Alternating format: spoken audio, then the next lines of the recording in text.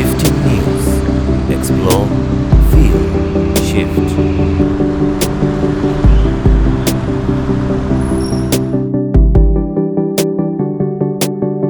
Hello everyone. Welcome back to Shifting News, a wonderful channel on the ground to bring you amazing views and create wonderful shows from different places, cities, countries, and touching on different personalities that are shaping the way we live. And in today's episode, we are going to bring you the rehabilitation update of the lower road across the Nairobi Expressway. As you'll see from the video, most of the sections along the Westlands region, that is from the James Gishuru up to Nairobi CBD, have been recarpeted. And I'm sure most of the rehabilitation activities are still going on. I don't know if we can validate the 9 billion Kenya shillings allocated for this process. And for those who happen to always read the news, the 9 billion Kenya shillings was allocated after the Nairobi Expressway was completed. So be sure to watch this video until the end. Like it, comment, subscribe and hit the notification bell to ensure you receive all updates once you upload a new video. Thank you and continue viewing.